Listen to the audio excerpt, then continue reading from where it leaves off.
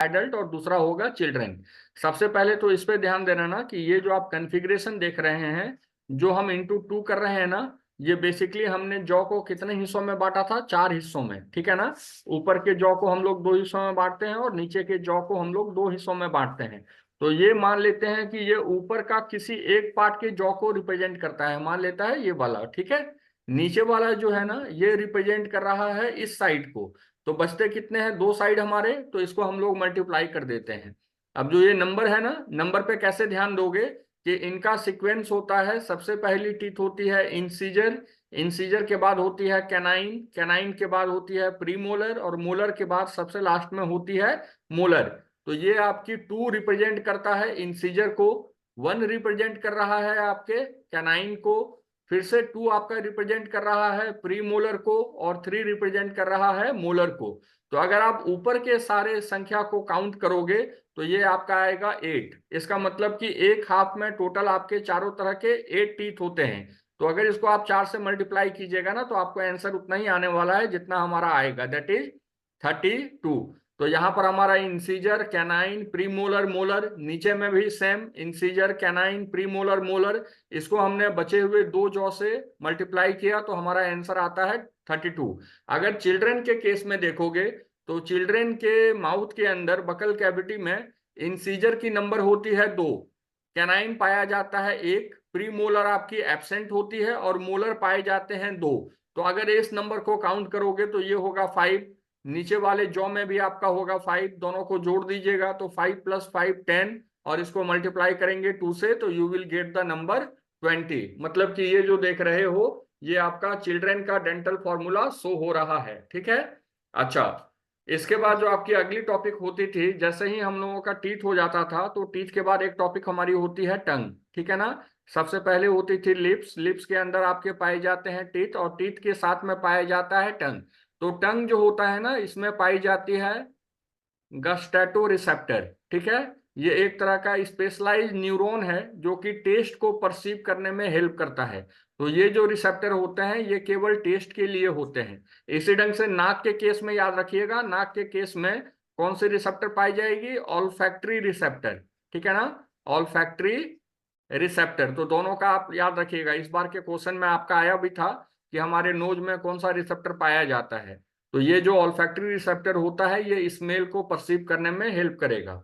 साथ ही साथ अगर आप टंग पे ध्यान देंगे तो अगर हम लोग टंग को ऐसे बनाते हैं ना, सिंपल मान लेते हैं, ड्रॉ करते हैं, तो इस टंग का आप 4 पोर्शन इसमें आप कर पाइएगा।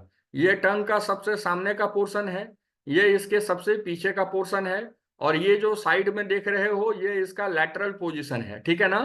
टेस्ट केवल 4 तरह की होती है, स्वीट, सार, बीटर एंड सॉल्टी, ठीक है ना। यही 4 तरह के टेस्ट आपके होते हैं। तो अगर आप देखिएगा तो सबसे सामने की तरफ, टीथ के सबके सामने की तरफ टंग के यहाँ पर पाई जाती है आपकी सॉल्ट का रिसेप्टर, ठीक है ना। सॉल्ट के रिसेप्टर के साइड में इधर और इधर टंग के लैटरल साइड में पाया जाता है शुगर को परसीव करने वाला रिसेप्टर। इसके बाद बिल्कुल पीछे में इस तरफ पाया जाएगा आपका बीटर, मतलब जो तीखापन वाला रिसेप्टर होता है वो हमारे टंग के बिल्कुल पीछे होता है। और टंग के पीछे के साइड के तरफ, ठीक है ना, यहाँ पर पाया जाता है आपका सार का टेस्ट रिसेप्टर। तो 4 तरह के टेस्ट रिसेप्टर होते हैं, सॉल्ट होता है, शुगर होता है, बीटर होता है और सार होता है, ठीक है ना। तो ये 4 तरह के टेस्ट रिसेप्टर हमारे टंग में पाए जाते हैं।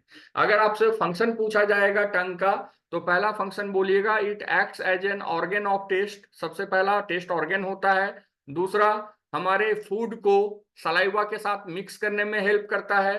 तीसरा, हमारे ऑकेजनली हमारे टीथ को क्लींस करने का काम भी करता है। और सबसे अंत में इट हेल्प्स इन फोनोटिक्स, मतलब कि बातचीत करने में भी हेल्प करता है। अगर आपकी टंग प्रॉपर नहीं होगी ना तो हम लोग प्रॉपर वे में बात नहीं कर पाएंगे। तो आज हमारा एक पोर्शन खत्म हुआ है बकल कैविटी। बकल कैविटी में 3 चीजें पढ़ी हमने, लिप्स, टंग एंड टीथ, तीनों आपका कवर हो गया है। अब चलते हैं थोड़ा सा आगे की ओर। जब हम लोग माउथ की बात करते हैं, बकल कैविटी की बात करते हैं, BC is for buccal cavity, also known as oral cavity, OC, ठीक है ना, मैंने शॉर्ट में लिखा है, आप इसको पूरा समझिएगा, बकल कैविटी या फिर ऑरल कैविटी। इसमें कौन सी ग्लैंड पाई जाती है? सैलिवरी ग्लैंड, ठीक है ना। तो हम लोग इस टॉपिक को भी यहीं से कवर कर लेंगे कि सैलिवरी ग्लैंड का फंक्शन क्या होता है। तो आपको याद रखना है, there occurs 3 different types of salivary gland. पहला होता है पैरोटिड, पैरोटिड सैलिवरी ग्लैंड। दूसरा होता है आपका सबलिंगुअल, सबलिंगुअल सैलिवरी ग्लैंड। और तीसरा होता है सब मैंडिबुलर। मैं तीनों का लोकेशन आपको बता दे रहा हूं। सब मैंडिबुलर सैलिवरी ग्लैंड। सबसे पहले जो पैरोटिड होती है ये सबसे लार्जेस्ट होती है, ठीक है ना। ये आपके सबसे बड़ी सैलिवरी ग्लैंड है। और सबलिंगुअल जो होती है ये सबसे छोटी होती है, मीडियम साइज का होता है सब मैंडिबुलर। पैरोटिड पाया जाता है हमारे दोनों कान के नीचे में, ठीक है ना। सबलिंगुअल पाया जाता है हमारे टंग के दोनों साइड में। और सब मैंडिबुलर पाया जाता है हमारे जबड़े के बिल्कुल नीचे, जो हमारा लोअर जॉ होता है ना, उस लोअर जॉ के बिल्कुल नीचे पाया जाता है आपका सब मैंडिबुलर। तो अगर आप बोलिएगा कि सैलिवरी ग्लैंड की फंक्शन क्या होती है, तो सैलिवरी ग्लैंड जो होता है इट बेसिकली सिक्रेट सलाइवा। ये क्या प्रोड्यूस करता है, आपका सलाइवा प्रोड्यूस करता है। तो यहां से एक चीज हम लोग देख लेते हैं कि इस सलाइवा का आपका केमिकल कंपोजिशन क्या होता है। तो सबसे पहले इसमें सबसे अधिक मात्रा में जो चीज पाई जाती है वो होता है वाटर। 98 to 99% आपके क्या पाए जाते हैं, वाटर पाया जाता है। प्लस इनमें पाया जाता है वेरियस टाइप्स ऑफ सॉल्ट्स, ठीक है ना। सोडियम के सॉल्ट्स पाए जाते हैं।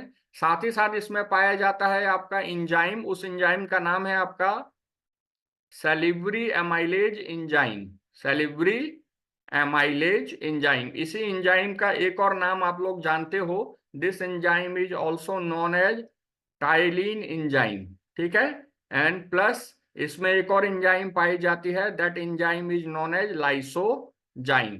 तो यहीं से आपका फंक्शन भी हो जाएगा। अगर आपसे कोई पूछता है कि what is the composition of ये what is the composition of saliva, आपका सलाइवा का क्या कंपोजिशन है, तो पहली बात तो याद रखिएगा कि सैलिवरी ग्लैंड का फंक्शन होता है सलाइवा प्रोड्यूस करना। सलाइवा का केमिकल कंपोजिशन होता है water plus salt plus 2 types of enzyme.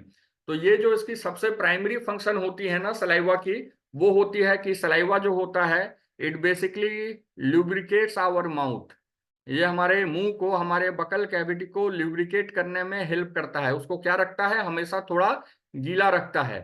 Lysozyme आप देख रहे हो, लाइसोजाइम जो होती है ये एंटी बैक्टीरियल इंजाइम होती है। मतलब कि अगर हमारे खाने के साथ साथ कोई आपकी बैक्टीरिया वगैरह हमारी चले जाए खाने के साथ, तो उस बैक्टीरिया को किल करने का काम करता है आपका लाइसोजाइम। इसलिए इसको हम किस किस एंजाइम के रूप में जानते हैं, एंटी बैक्टीरियल इंजाइम, ठीक है। और तीसरी चीज आपकी एक और इंजाइम यहाँ पर है, कौन सी इंजाइम, सैलिवरी एमाइलेज। तो इसका रिएक्शन आप याद रखिएगा। हम लोग खाने में क्या खाते हैं, स्टार्च, ठीक है ना। मान लीजिए आपने रोटी खाई है या आपने चावल खाया है, तो चावल में जो पाया जाता है वो होता है स्टार्च। इस स्टार्च पे काम करती है आपकी सैलिवरी एमाइलेज एंजाइम, SA। इसका फुल फॉर्म है सैलिवरी एमाइलेज, या इसको आप लिख लीजिए टाइलिन। इस पे ये एंजाइम काम करेगी और इसको किस में बदलती है, माल्टोज में, ठीक है।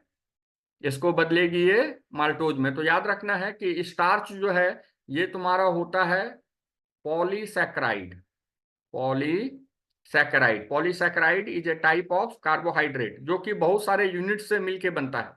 पॉली मीन्स क्या होता है, मैनी, और सैकेराइड मतलब होता है शुगर।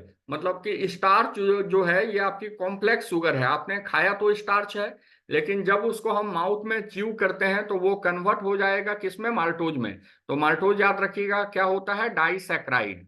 तो अगर आपसे पूछा जाता है ना, अगर आपसे पूछा जाएगा कि हम लोग जब रोटी खाते हैं, सूखी रोटी या चावल खाते हैं, तो वो थोड़ा सा मीठा टेस्ट में अपीयर होता है। वो मिठास इसलिए होती है ना कि अगर आप सूखी रोटी को खाओगे, उसको आप च्यू करोगे, चबाओगे, तो उसके साथ में आपकी ये कन्वर्सन हो जाएगी, रिएक्शन हो जाएगी। स्टार्च आपका कन्वर्ट हो जाएगा माल्टोज, और माल्टोज का टेस्ट कैसा होता है, थोड़ा सा स्वीट अपीयर होता है। इसी कारण से अगर हम सूखी रोटी खाते हैं या चावल खाते हैं या कोई भी कार्बोहाइड्रेट अगर आप सूखी खाओगे ना, तो आपकी क्या होगी, थोड़ी सी मिठास होगी। इसलिए ये मिठास होती है क्योंकि ये रिएक्शन हमारे माउथ में शुरू हो जाता है। तो सबसे पहले तो याद रखिएगा कि डाइजेशन जो होती है ना, ये हमारे माउथ से शुरू हो जाती है। अगर आपसे पूछा जाएगा क्वेश्चन में कि किस प्लेस से आपकी डाइजेशन स्टार्ट होगी, तो आंसर होगा आपका माउथ। और किस चीज की डाइजेशन सबसे पहले स्टार्ट होती है, तो कार्बोहाइड्रेट की डाइजेशन सबसे पहले स्टार्ट होगी। क्यों? क्योंकि हमारे माउथ में जो एंजाइम है ना, वो किस पे काम करता है, कार्बोहाइड्रेट पे। आप एक चीज याद रखिएगा, अगर किसी भी एंजाइम के पीछे अगर एमाइलेज आ जाएगा, तो आप सिंपली समझ जाइएगा कि ये किस ग्रुप के चीजों को डाइजेस्ट करेगा, कार्बोहाइड्रेट ग्रुप को। सेलिब्री एमाइलेज, पैंक्रियाटिक एमाइलेज, सबके नाम के पीछे में देखिए क्या है, एमाइलेज। तो एमाइलेज मतलब ही होता है कार्बोहाइड्रेट डाइजेस्टिंग एंजाइम।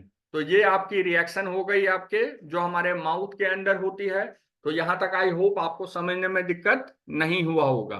ठीक है, आगे चलें। काइंडली लिखे एक मैसेज कर दीजिए अगर कहीं कोई डाउट है तो।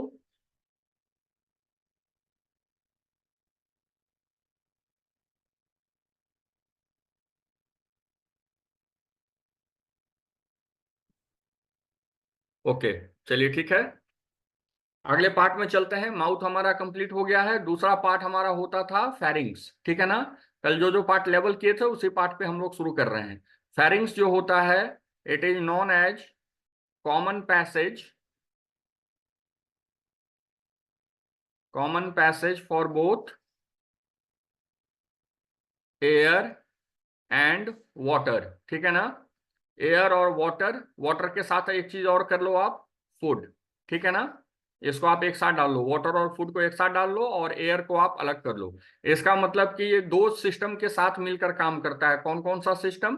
पहली होती है रिस्पायरेटरी सिस्टम, जिसके द्वारा ये एयर पास करेगा, और साथ में जो दूसरी सिस्टम होती है that is the digestive system.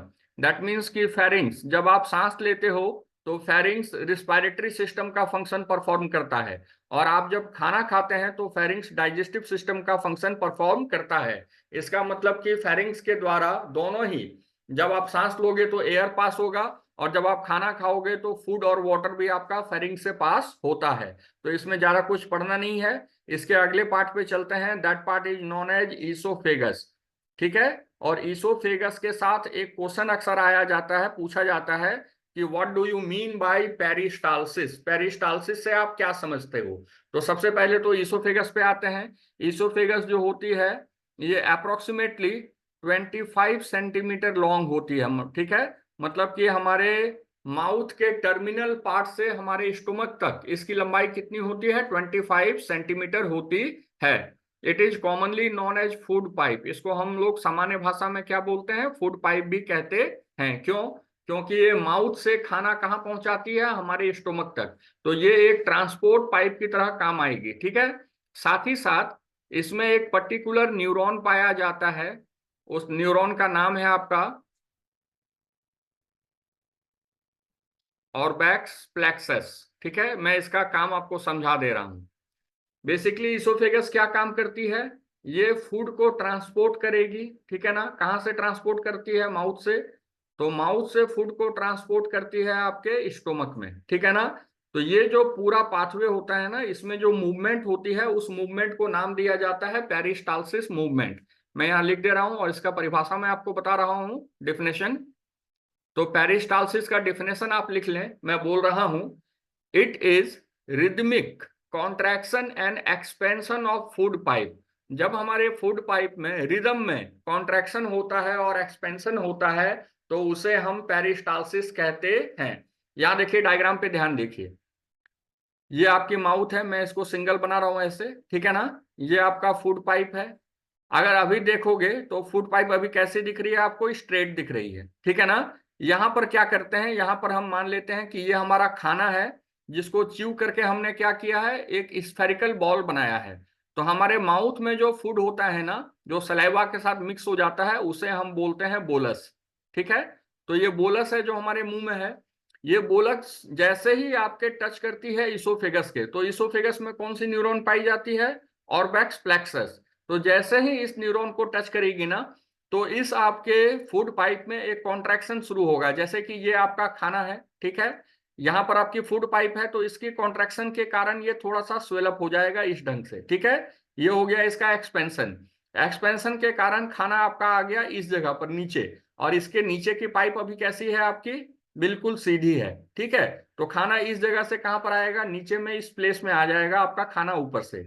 अब जो खाना है यहां पर इस पॉइंट में क्या कर रहा है, ऑर्बैक्स प्लेक्सस को टच कर रहा है। तो आप देखिएगा कि ऊपर का जहां एक्सपेंशन हुआ था वो अब कॉन्स्ट्रिक्ट होगा, और इसके नीचे का पार्ट यहां से आपका एक्सपेंड हो जाएगा, ठीक है। और ऊपर की पार्ट हमारी फिर से स्ट्रेट हो गई। खाना यहां से कहाँ आ गया, नीचे आ गया, ठीक है। फिर से इस पोर्शन को टच करेगा, इसका नीचे का पोर्शन एक्सपेंड होगा, खाना आपका ऊपर से आ जाएगा नीचे। और तो यहां पर आप देख रहे हो ना कैसा बन रहा है, एक ऐसा रिदम जैसा बन रहा है, ठीक है।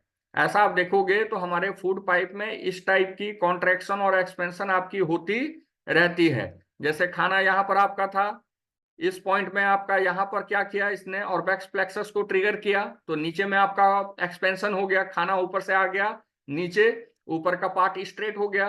फिर यहाँ पर टच किया, ये पार्ट एक्सपेंड किया, खाना आ गया नीचे, ऊपर का पार्ट फिर से आपका रिलैक्स कंडीशन में आ गया। तो इस ढंग से एक रिदमिक कॉन्ट्रैक्शन और एक्सपेंशन होती है। तो पेरिस्टाल्सिस को हम बोलते हैं rhythmic contraction and expansion of food pipe. तो पहली बात तो आप याद रखिएगा कि पेरिस्टाल्सिस जो होती है ना, ये पूरे के पूरे एलिमेंट्री कैनल में होती है, मतलब कि माउथ से शुरू करके एनस तक आपका पेरिस्टाल्सिस पाया जाता है। लेकिन बेसिकली पेरिस्टाल्सिस जब एग्जाम में पूछी जाएगी तो आपके फूड पाइप के अकॉर्डिंग ही पूछी जाती है कि पेरिस्टाल्सिस का सिग्निफिकेंस क्या होता है। तो ये खाने को, बोलस को माउथ से स्टोमक में ट्रांसफर करने में हेल्प करता है। डिफाइन कैसे करेंगे, rhythmic contraction and expansion of food pipe. तो यहां तक आपको समझने में दिक्कत नहीं हुई होगी।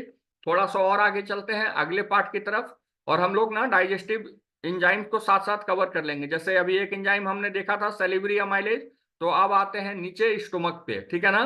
तो स्टोमक जो है ये आपका डाइजेशन के टर्म में ना बहुत ही इंपॉर्टेंट ऑर्गन है, क्योंकि आपकी 40 to 50% डाइजेशन जो होती है स्टोमक में हो जाती है। तो सबसे पहले याद रखना है कि स्टोमक जो होता है ये थोड़ा सा जे शेप्ड आपको दिखाई पड़ता है, जे शेप्ड स्ट्रक्चर, ठीक है ना। मतलब कि जैसे जे अल्फाबेट होती है इसी ढंग से आपका स्टोमक भी थोड़ा सा अपियर होता है। दूसरी चीज याद रखनी है कि ये आपकी हाईली मस्कुलर होती है, ठीक है ना। स्टोमक में मसल काफी स्ट्रॉन्ग नेचर के पाए जाते हैं, इसलिए क्योंकि खाने को हमारे स्टोमक में मिक्स भी करना पड़ता है, तो उसके लिए पावर चाहिए। तो पावर आपकी कहाँ से जनरेट होती है, उसके मसल से, ठीक है। तीसरे चीज आते हैं कि स्टोमक में जो ग्लैंड्स पाया जाता है उस ग्लैंड्स का नाम होता है आपका गैस्ट्रिक ग्लैंड, ठीक है। यहाँ पर जितनी भी ग्लैंड्स पाई जाएंगी उनको कलेक्टिवली हम क्या बोलते हैं, गैस्ट्रिक ग्लैंड बोलते हैं। तो ये जो नाम आता है ना गैस्ट्रिक, ये आप याद रखिएगा कि स्टोमक का ही दूसरा या कॉमन नाम क्या होता है, गैस्टर होता है, ठीक है। स्टोमक को हम लोग गैस्टर भी कहते हैं, तो इसी नाम से आपका गैस्ट्रिक ग्लैंड आपका नाम पड़ा है। अच्छा, अब आपको तीन चीजें याद रखनी है कि आपका गैस्ट्रिक ग्लैंड क्या क्या बनाता है, ठीक है। तो पहली चीज याद रखिएगा कि गैस्ट्रिक ग्लैंड आपका फॉर्म करता है HCl, हाइड्रोक्लोरिक एसिड। हम लोग फंक्शन पे आएंगे वन बाय वन। ये आपकी हो गई HCl, हाइड्रोक्लोरिक एसिड। साथ ही साथ ये इंजाइम बनाता है, तो उस इंजाइम को दो इंजाइम में लिख रहा हूं। पहली इंजाइम आपकी होती है पेप्सिनोजेन, और दूसरी इंजाइम आपकी होती है, तीसरी इंजाइम, वो है प्रोरेनिन। अच्छा, इस दोनों में आप मुझे एक क्वेश्चन मैं आपसे पूछ रहा हूं कि आपने जब स्कूल में पढ़ा होगा या फिर आपने जिस भी किताब में पढ़ा होगा, तो आपने इंजाइम का नाम पढ़ा है पेप्सिन और रेनिन। आप मुझे बता सकते हैं कि why I have written pepsinogen and prorenin, ये दोनों क्या है, बता सकते हो क्या। है तो दोनों ही इंजाइम, ठीक है ना, लेकिन किस टाइप का इंजाइम है बता सकते हो। थोड़ा एक चीज सोच के देखिए कि हम लोग जब खाना खाते हैं ना, तो हमारे माउथ में किसका डाइजेशन शुरू हो गया था, कार्बोहाइड्रेट का डाइजेशन। क्यों, क्योंकि कार्बोहाइड्रेट को डाइजेस्ट करने के लिए जो एंजाइम चाहिए वो हमारे माउथ में थी। लेकिन प्रोटीन की डाइजेशन ना आपके माउथ से शुरू नहीं होती। क्यों, क्योंकि प्रोटीन को डाइजेस्ट करने के लिए जो एंजाइम चाहिए वो सबसे पहली बार कहाँ बनती है, हमारे स्टोमक में। तो ये दोनों जो एंजाइम है ना, ये दोनों ही एंजाइम को हम बोलते हैं प्रो एंजाइम। प्रो एंजाइम मतलब होता है इनएक्टिव एंजाइम, ठीक है ना, इनएक्टिव एंजाइम। थोड़ा सोच के देखो, ये दोनों एंजाइम काम किस पे करते हैं, किस चीज को डाइजेस्ट करते हैं, प्रोटीन को, ठीक है। और हम जानते हैं कि अगर हमें भूख लगती है ना, चाहे आपको आपके पास खाना हो या ना हो, अगर आपको भूख लगेगी तो जैसे ही, बिल्कुल बहुत अच्छे, जैसे ही आपको भूख लगेगी ना, तो आपका बॉडी क्या करेगा ना, इस एंजाइम को बनाना शुरू कर देगा, पेप्सिनोजेन को, प्रोरेनिन को। थोड़ा समझना है इस बात को। हमारा जो मसल होता है वो किसका बना होता है, प्रोटीन का, ठीक है ना। अंदर की जो स्टोमक बनी हुई है वो भी किसकी बनी हुई है, प्रोटीन की बनी हुई है। और अगर किसी रीजन से मान लो कि हमें भूख लग गई, हमें खाना मिला नहीं, तो ये दोनों एंजाइम प्रोड्यूस हो जाएगा, पेप्सिन और रेनिन। तो अगर ये एक्टिव फॉर्म में प्रोड्यूस हो जाएगा ना, तो ये क्या करेगा, हमारे मसल के प्रोटीन को डाइजेस्ट करना शुरू कर देगा, तो खुद हमारे पेट में दिक्कत हो जाएगी। इसीलिए ना इस दोनों एंजाइम को प्रोड्यूस किया जाता है इनएक्टिव स्टेट में, ताकि ये हमारे खुद के स्टोमक को डाइजेस्ट ना करे। That's why these two enzymes are produced in inactive form known as proenzyme, ठीक है। तो अब आते हैं इन तीनों के ही काम पे, HCl का काम, पेप्सिनोजेन का काम और प्रोरेनिन का काम। तो ये तीनों ही इसका रिएक्शन है, इसको आप अच्छे से लिख लीजिएगा। देखिए सबसे पहले जो आपकी पेप्सिनोजेन एंजाइम होती है, ठीक है ना, ये पहला रिएक्शन है आपका स्टोमक का, पेप्सिनोजेन। ये आपकी प्रो एंजाइम है, इनएक्टिव एंजाइम है। इस पे काम करेगा आपका HCl, और इसको किस में कन्वर्ट करता है, एक्टिव एंजाइम में नॉन एज पेप्सिन। तो ये जो पेप्सिन है ना, ये एंजाइम हो गई आपकी एक्टिव एंजाइम। तो पहला रिएक्शन पेप्सिनोजेन को पेप्सिन बनाने में हेल्प करता है HCl। उसी ढंग से प्रोरेनिन, प्रोरेनिन जो होती है ये भी मिल्क डाइजेस्टिंग एंजाइम होती है, अभी पढ़ेंगे हम लोग। इसको भी एक्टिव में कन्वर्ट करने का काम करता है HCl। तो प्रोरेनिन से जो एंजाइम बनेगी वो बनेगी रेनिन एंजाइम। ये भी कैसी है, एक्टिव एंजाइम है, ठीक है। तो HCl का फंक्शन आपको क्लियर हो गया कि HCl का क्या फंक्शन होता है। HCl जो होती है इनएक्टिव एंजाइम को कन्वर्ट करती है एक्टिव एंजाइम में, ठीक है ना। तो ये आपका हो गया पहला रिएक्शन। अब आते हैं दूसरे रिएक्शन पे। दूसरे रिएक्शन में आपने मान लो खाया है प्रोटीन, ठीक है ना, जैसे कि एग हो गया, मटन हो गया, या फिर चिकन, या फिर आपकी फिश। ये सब जो हम खाते हैं इसमें क्या पाया जाता है, प्रोटीन पाई जाती है। तो इस प्रोटीन को डाइजेस्ट करने का काम करेगा पेप्सिन। देखिए मैं रेनिन नहीं लिख रहा हूं, उसका रीजन है कि अभी मैंने केवल प्रोटीन लिखी है। रेनिन एक स्पेशल प्रोटीन के साथ काम करता है, उस पर आएंगे हम लोग। तो प्रोटीन पे काम करेगा आपका पेप्सिन, और प्रोटीन को तोड़ेगा किस रूप में, पेप्टाइड के रूप में। तो अभी भी देखो प्रोटीन पूरा नहीं टूटा है, यह है कॉम्प्लेक्स स्ट्रक्चर। इस कॉम्प्लेक्स स्ट्रक्चर को पेप्सिन के हेल्प से हम थोड़ा सा सिंपल स्ट्रक्चर में ब्रेक कर रहे हैं। तो ये जो रिएक्शन होती है, प्रोटीन का डिग्रेडेशन होता है आपका पेप्सिन के द्वारा, किसमें, पेप्टाइड में। इसके बाद आपकी मैंने एक आपकी एंजाइम लिखी है, कौन सी, रेनिन। तो याद रखिएगा कि रेनिन काम करता है मिल्क प्रोटीन पे, ठीक है ना।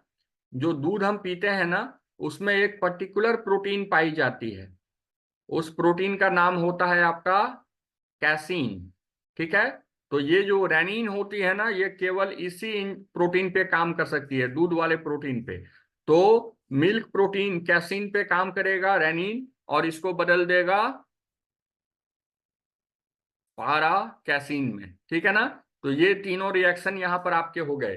पहला रिएक्शन हो गया आपका HCl का, कि HCl क्या काम करता है, इनएक्टिव एंजाइम को कन्वर्ट करेगा एक्टिव एंजाइम में। जब ये दोनों एंजाइम आपके एक्टिव हो जाते हैं, ठीक है ना, पेप्सिन और रेनिन, तो पेप्सिन काम करता है प्रोटीन पे, इसको तोड़ देगा पेप्टाइड में, और रेनिन काम करेगा मिल्क प्रोटीन पर, और इसको तोड़ देगा पैरा कैसीन में। आप याद रखिएगा, यहाँ पर मैं आपको एक इंफॉर्मेशन वाली चीज बता रहा हूं कि मिल्क प्रोटीन जो होती है ना, मतलब कि ये जो एंजाइम होती है, ये एंजाइम जैसे जैसे एज हमारा बढ़ता जाएगा, वैसे वैसे ये एंजाइम क्या होगा, हमारे बॉडी में घटता जाएगा, माइनस होती जाएगी। जैसे कि आप देखते होंगे छोटे बच्चे कभी कभी उल्टी कर देते हैं ना दूध पीने के बाद। आपने देखा है दूध कैसा हो जाता है, कडल्ड, जैसे कि दही जमती है उस टाइप का दिखता है।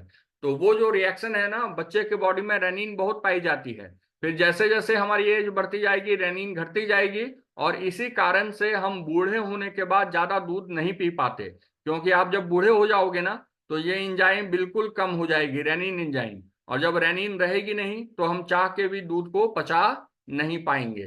तो ये बेटा पूरा का पूरा हो गया आपका स्टोमक। स्टोमक के अंदर क्या क्या चीजें होती है, और रिएक्शन कैसे होता है। ठीक है, अब चलिए अब चलते हैं स्टोमक के नीचे। अगर आपको ध्यान हो तो एक तरफ आपकी पैंक्रियाज थी और एक तरफ आपका लीवर था, ठीक है ना। तो पहले हम लोग फिनिश करते हैं लीवर को। तो लीवर पे आते हैं। सबसे पहला पॉइंट याद रखिएगा, लार्जेस्ट ग्लैंड होता है हमारे बॉडी का, ठीक है ना। चाहे इंडोक्राइन ग्लैंड हो या एक्सोक्राइन ग्लैंड हो, बॉडी की सबसे बड़ी ग्लैंड जो होती है वो होती है लीवर। लीवर का ही दूसरा नाम होता है आपका हैपर, ठीक है ना। लीवर को ही दूसरा नाम दिया गया है आपका हैपर। इसके बाद याद रखिएगा, लीवर में जो होती है, लीवर का वजन अप्रोक्सीमेटली 1.2 केजी से 1.5 केजी तक हो सकता है। ये डिपेंड करता है कि मेल या फीमेल में है। तो मेल का लीवर थोड़ा सा ज्यादा वजन का होगा as compare to female, female में थोड़ा कम वजन का होता है, ठीक है। साथ ही साथ लीवर का अगर आप फंक्शन देखते हैं तो लीवर क्या होती है, लीवर प्रोड्यूसेस बाइल जूस, ठीक है। तो जब हम बाइल जूस की बात करते हैं ना, तो बाइल जूस का केमिकल कंपोजिशन याद रखिएगा। इसमें आपके पाए जाते हैं पिगमेंट्स बाइल जूस में। तो दो तरह का पिगमेंट होता है आपका। एक पिगमेंट होती है बिलीरुबिन और एक पिगमेंट होती है बिलीवर्डिन, ठीक है। और इसी दो पिगमेंट के कारण हमारा जो बाइल होता है ना, वो किस कलर का होता है, थोड़ा सा येलोइश ग्रीन कलर का होता है। पिगमेंट के साथ साथ बाइल में आपकी क्या पाई जाती है, सॉल्ट्स पाया जाता है।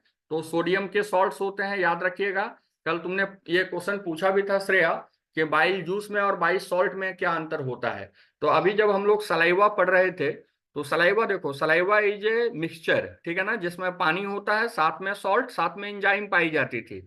सेम चीज होता है bile juice. Bile juice liquid state में है और इसी बाइल जूस के अंदर में बाइल सॉल्ट पाया जाता है। तो सॉल्ट तुम्हारा सोडियम का होता है, सोडियम ग्लाइकोकोलेट और टोरोकोलेट, ठीक है ना। साथ ही साथ ये जो बाइल जूस होती है, इसका अगर आपसे फंक्शन पूछा जाता है तो बाइल का फंक्शन क्या होता है, हम जो फैट खाते हैं, ठीक है ना, इस फैट पे काम करती है आपकी बाइल, ठीक है। और इस रिएक्शन को हम बोलते हैं इमल्सिफिकेशन, इमल्सिफिकेशन, ठीक है। और इसको बदल देता है किसमें, इमल्सिफाइड फैट। तो देखो होता क्या है इमल्सिफिकेशन, समझो। जब तुम फैट खाते हो ना, तो मान लेते हैं कि फैट बहुत बड़ा ग्लोब्यूल है, ठीक है ना, इतना बड़ा फैट है। ये स्ट्रक्चर पूरी की पूरी फैट फैट को रिप्रेजेंट कर रही है। तो हम जो फैट खाते हैं उसका जो सरफेस एरिया होता है वो बहुत ही बड़ा होता है, ठीक है ना। तो इमल्सिफिकेशन क्या होता है, इसको हम डिफिनेशन बोलते हैं conversion of large fat globule. Fat के जो बड़े बड़े मॉलिक्यूल होते हैं, उसको जब हम फैट के छोटे छोटे ग्लोब्यूल्स में, मॉलिक्यूल्स में ब्रेक कर देते हैं, तो इसी रिएक्शन को बोला जाता है इमल्सिफिकेशन ऑफ फैट। और ये किसके द्वारा होता है, बाइल जूस के द्वारा इस रिएक्शन को कैटलाइज किया जाता है। That means when you consume large fat molecule, तो break down of large fat molecule into small fat molecule with help of bile is known as emulsification of fat, ठीक है ना। तो ये आपकी काम होती है बाइल जूस की। बाइल क्या करता है, आपके फैट को इमल्सिफाई करके छोटे छोटे फैट के ग्लोब्यूल्स में बदलेगा। फायदा क्या होगा ना, कि ये जो लार्ज फैट होती है ना, इस पे काम करने के लिए एंजाइम्स को सरफेस एरिया ज्यादा नहीं मिलता। ये आप लोगों ने मैथ में पढ़ा होगा एक चीज, कि हमारी स्ट्रक्चर जितनी छोटी होती जाती है ना, उसका सरफेस एरिया उतना ही बढ़ता जाता है। तो इसका अगर सरफेस एरिया देखोगे ना, छोटे वाले का, तो ये ज्यादा है। और ये जो तुम देख रहे हो लार्ज फैट, इसका सरफेस एरिया कम है। तो इसकी सरफेस एरिया कम होने के कारण बाइल अच्छे से काम नहीं कर पाएगा। इसलिए बाइल क्या करता है, बड़े फैट को ब्रेक करता है छोटे फैट में। छोटे फैट का सरफेस एरिया अच्छा होता है, बड़ा होता है, इसीलिए इस छोटे वाले फैट पे काम करेगी आपकी एंजाइम, ठीक है ना। एंजाइम जो होती है वो सीधे बड़े फैट पे काम नहीं करती। तो इस रिएक्शन को हम बोलते हैं इमल्सिफिकेशन ऑफ फैट, ठीक है। अच्छा, इसमें आप याद रखिएगा, आपकी एक होती है कॉमन बाइल डक्ट, ठीक है, कॉमन बाइल डक्ट। देखिए मैं आपको बता देता हूं, कल हम लोग जब लीवर को कर रहे थे, तो लीवर को हम लोगों ने थोड़ा सा इस टाइप के स्ट्रक्चर से दिखाया था ना। यहां से मान लेते हैं ये आपका था गॉल ब्लैडर, ठीक है। तो अगर तुम देखोगे ना, तो यहां से देखो, ये एक सेल हो सकती है, ये सेल है तुम्हारी लीवर की। तो लीवर से जो तुम्हारा डक्ट निकलता है ना, उसका नाम होता है हेपाटिक डक्ट, लीवर का डक्ट। और ये जो डक्ट निकलता है इस जगह से, गॉल ब्लैडर से, इसको बोलते हैं सिस्टिक डक्ट। तो जब तुम्हारा दोनों डक्ट साथ में मिलता है, हेपाटिक, हेपाटिक मतलब हो गया लीवर, लीवर से निकलने वाला डक्ट, डक्ट मतलब होती थी पाइप। तो जब हेपाटिक डक्ट इस डक्ट से मिलता है, गॉल ब्लैडर वाले डक्ट से, उसको हम बोलते हैं सिस्टिक डक्ट। तो जब दोनों डक्ट आपस में मिल जाती है ना, तब जाकर ये बनता है कॉमन बाइल डक्ट। और बाइल डक्ट याद रखिएगा कि बाइल जो होती है ना, ये फूड को कैसा बनाती है, अल्कलाइन बनाती है। क्यों? क्योंकि अभी आपने पढ़ा था कि हमारे स्टोमक में जो फूड होती है वो किसके साथ मिक्स हो जाती है, HCl के साथ। तो स्टोमक का फूड जो होता है वो एसिडिक होता है, और स्टोमक के बाद जब फूड नीचे आती है ना, तो उसको फिर से एसिडिक से हम अल्कलाइन में कन्वर्ट करते हैं। कैसे? उस फूड के साथ मिला देते हैं बाइल, तो बाइल जैसे ही फूड के साथ मैच होगा, तो आपकी फूड फिर से एसिडिक से बन जाएगी अल्कलाइन फूड। ठीक है, तो लीवर हमारा कंप्लीट हुआ। लीवर के बगल में एक और आपका ग्लैंड था, उस ग्लैंड का नाम होता है पैंक्रियाटिक ग्लैंड। ठीक है ना, पैंक्रियाज। तो पैंक्रियाज के लिए हम लोगों ने कल पढ़ा था कि पैंक्रियाज जो होती है ये हेट्रोक्राइन ग्लैंड होती है। हेट्रोक्राइन ग्लैंड मतलब कि ये दोनों फंक्शन परफॉर्म करती है, endocrine as well as exocrine. तो आप याद रखिएगा इसका इंडोक्राइन फंक्शन, इंडोक्राइन फंक्शन होता है हार्मोन प्रोड्यूस करना। ठीक है ना, और कौन सी हार्मोन प्रोड्यूस करते हैं? तो 3 तरह की हार्मोन होती है, लेकिन आपको केवल 2 याद रखना है। पहला होगा इंसुलिन, और दूसरा होता है ग्लूकागॉन। ये 2 हार्मोन प्रोड्यूस होगी आपकी पैंक्रियाज के द्वारा। और साथ ही साथ पैंक्रियाज क्या करता है, एक्सोक्राइन फंक्शन भी परफॉर्म करता है, और यहां पर ये प्रोड्यूस करेगा एंजाइम। ठीक है, तो एक एंजाइम का नाम आप याद रखिए, ये भी प्रोटीन डाइजेस्टिंग एंजाइम है, इसका नाम होता है ट्रिप्सिनोजेन। देखो ये भी कैसी है, प्रोटीन वाली एंजाइम है, इसलिए हमने किस स्टेट में प्रोड्यूस किया है, इनएक्टिव स्टेट में प्रोड्यूस किया है। इसको पहले कन्वर्ट करना पड़ेगा एक्टिव, तब जाकर ये प्रोटीन पे काम कर पाएगा। ठीक है, अच्छा, पैंक्रियाज से आपका क्वेश्चन पूछा जाता है कि why pancreas is known as heterocrine gland. एक क्वेश्चन आपका ये होता है, तो आंसर सिंपल होती है, it is known as heterocrine gland because it both produces hormone as well as enzyme. दूसरा क्वेश्चन पूछा जाता है कि हेट्रोक्राइन से जो एंजाइम, ये हार्मोन प्रोड्यूस होती है, वो कैसे काम करती है।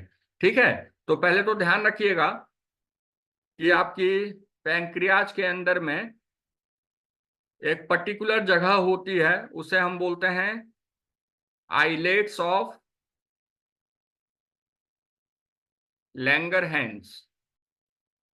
इस नाम को आप भूल भी जाइएगा तो चलेगा, लेकिन इसके अंदर में जो सेल पाई जाती है उस पर ध्यान देना कि इसके अंदर में 2 सेल पाई जाती है, एक होता है अल्फा सेल और एक होता है तुम्हारा बीटा सेल।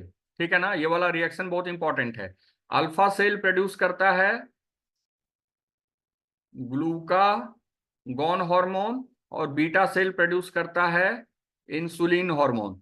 आपको याद होगा श्रेया, जब हम लोग इंडोक्राइन सिस्टम पढ़ रहे थे, तो मैंने आपको थोड़ा सा बताया था इसको कि ये दोनों ही एंजाइम बहुत जरूरी होता है हमारे शरीर के लिए। कैसे, हम बता देते हैं। जब हमारे बॉडी में ब्लड में शुगर लेवल हाई होता है, ठीक है ना, मान लो कि सुबह उठे और हमने 15-20 मिठाई खा ली, बहुत अधिक मिठाई के साथ क्या जाएगा, शुगर जाएगा। तो जब आपके बॉडी में शुगर का लेवल बहुत ज्यादा हो जाएगा ब्लड में, तो उस समय पैंक्रियाज क्या प्रोड्यूस करेगी, इंसुलिन हार्मोन को प्रोड्यूस करेगी। और ये इंसुलिन क्या करेगा, हाई ब्लड शुगर को बदल देगा ग्लाइकोजन में। Glycogen is the reserve sugar, ये हमारे बॉडी में जमा होता है।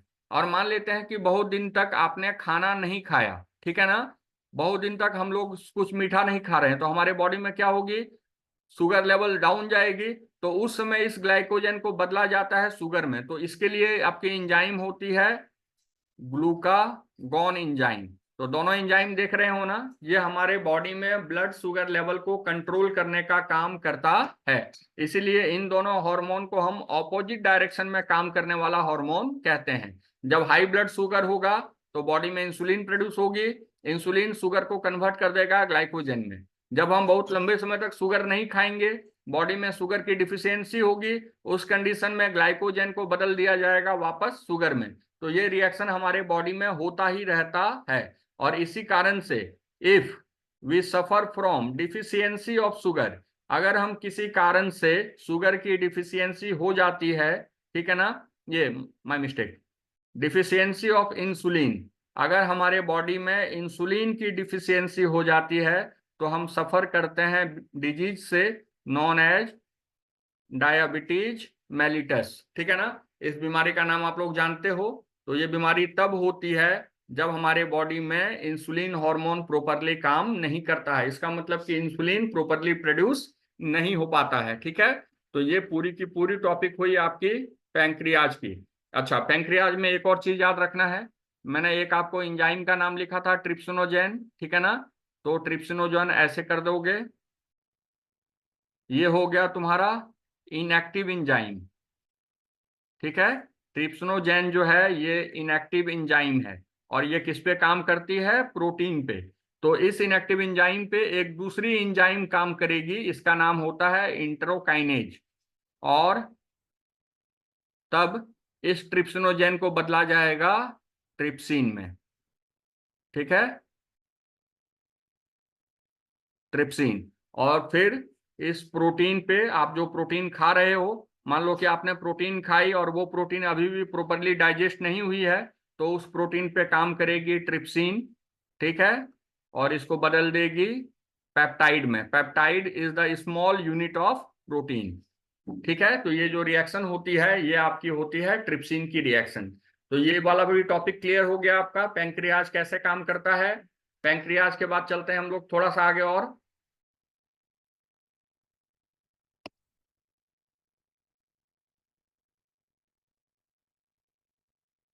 चलिए अगले पार्ट पे आते हैं। जो हमारा अगला पार्ट था वो था स्मॉल इंटेस्टाइन, ठीक है ना, स्मॉल इंटेस्टाइन।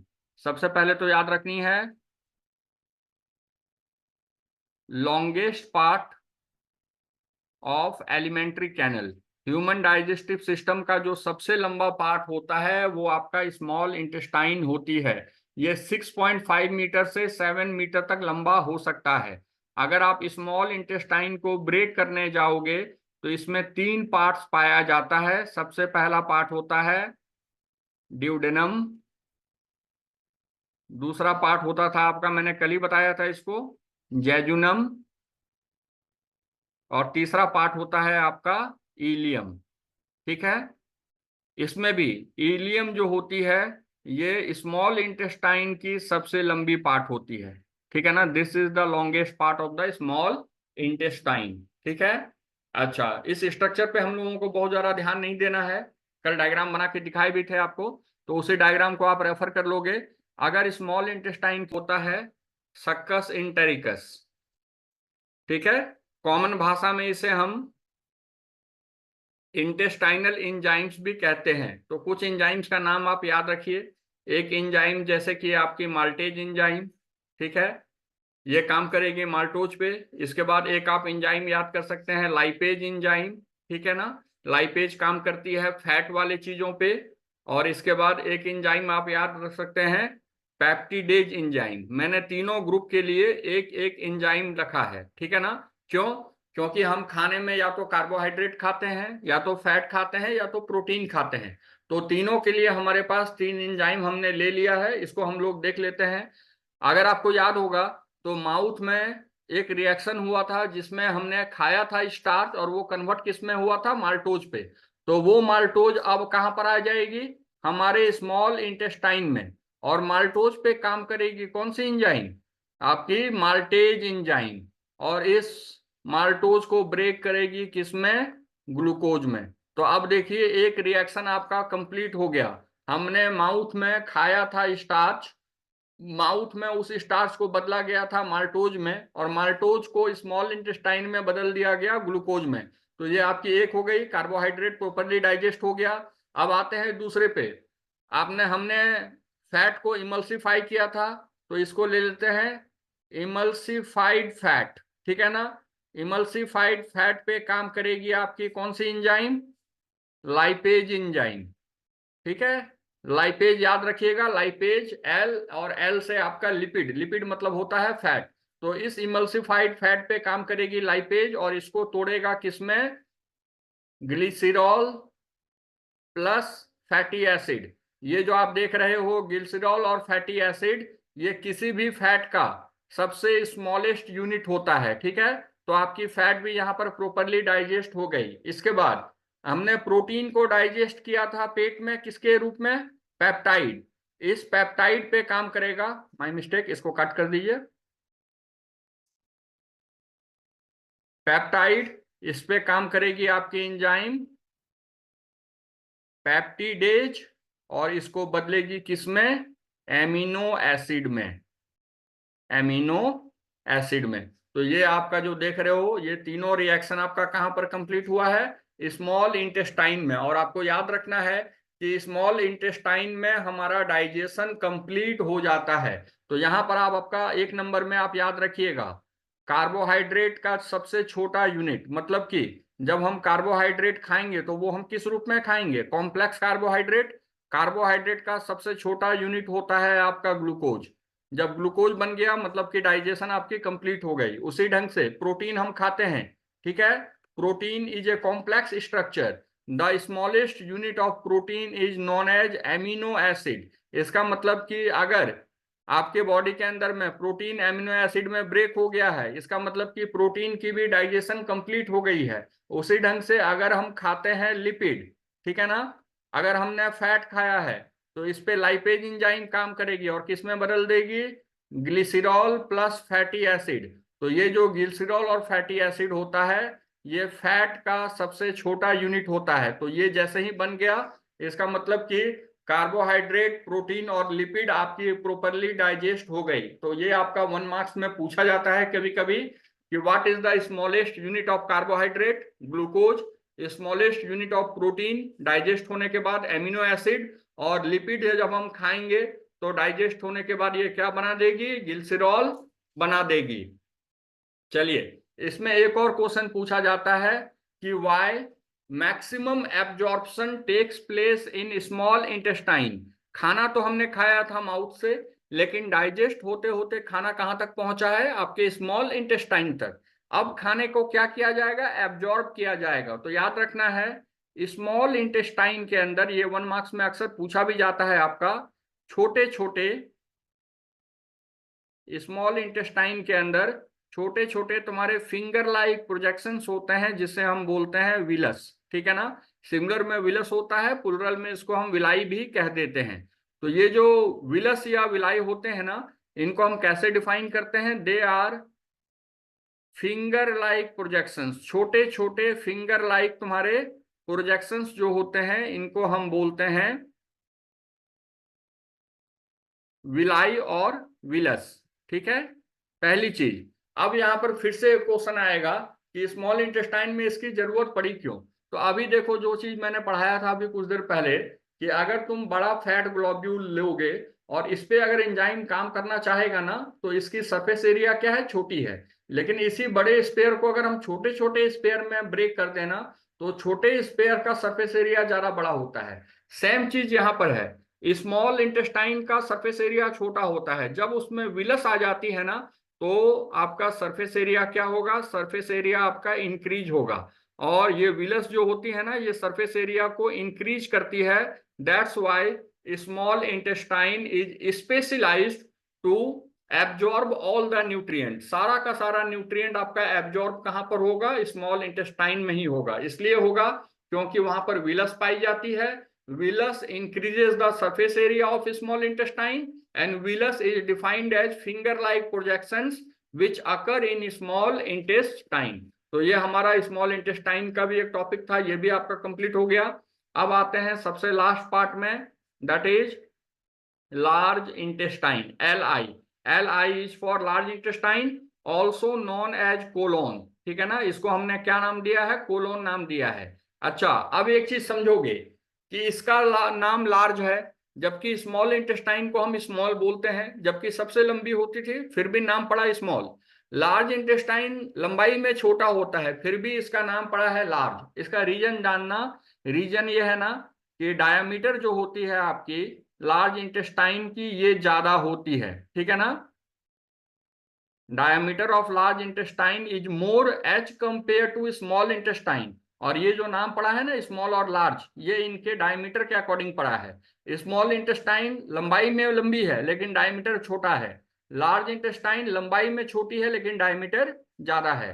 साथ ही साथ याद रखिएगा, जो टर्मिनल पार्ट होता है आपका लार्ज इंटेस्टाइन का, उस टर्मिनल पार्ट को हम क्या कहते हैं, उसे कहा जाता है एनस, ठीक है ना। और एनस से ही आपका अनडाइजेस्टेड फूड जो होगा वो आपका बॉडी से उसे एलिमिनेट किया जाता है,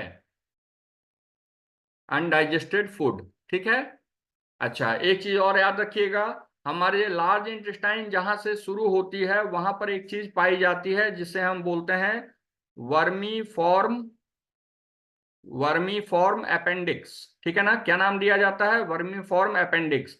इसमें अगर इन्फ्लेमेशन हो जाती है, स्वेलिंग हो जाती है, तो हम एक डिजीज से सफर करते हैं नॉन एज अपेंडिसाइटिस।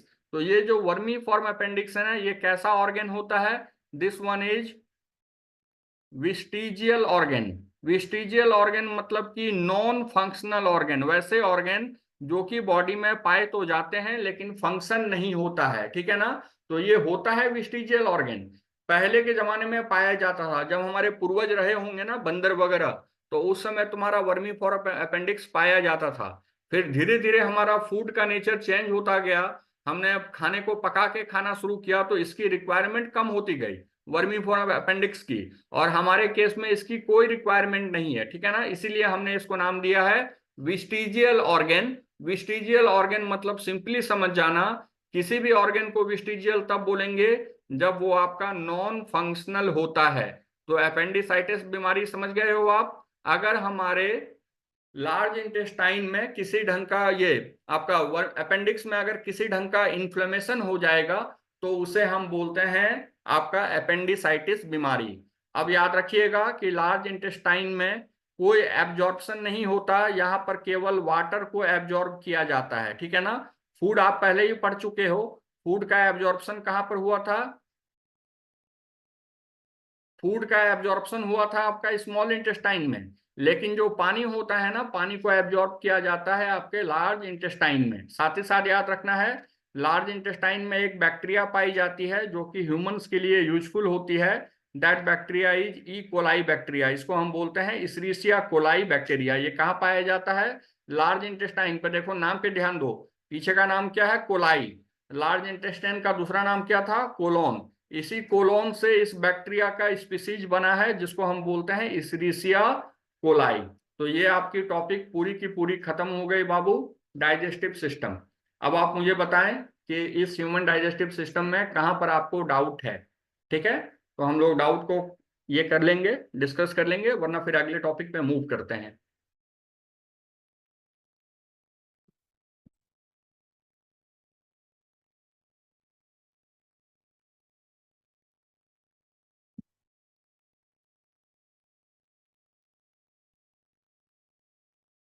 ओके, ठीक है, बहुत बढ़िया। चलो आज हम लोग अगला टॉपिक शुरू कर देते हैं, और पहले हम उसका जो डायग्राम पार्ट है ना उसी को कंप्लीट करा दे रहे हैं।